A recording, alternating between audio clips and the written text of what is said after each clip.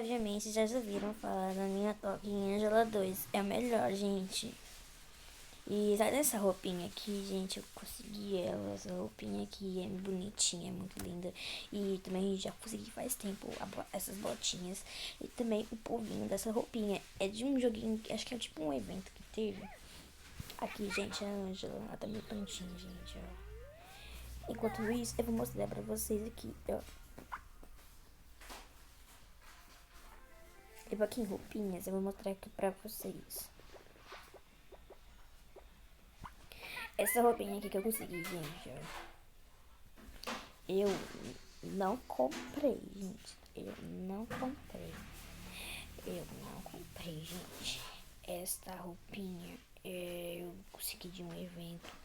É tipo um jogo, um negócio que tem umas opções que você pode fazer. Tentar fazer uma coroa com diamantes, pérolas, esmeraldas. E outra opção, eu não lembro direito da outra opção, mas acho que era tocar, sei lá, gente. Ou dançar, eu não lembro direito. Eu não lembro.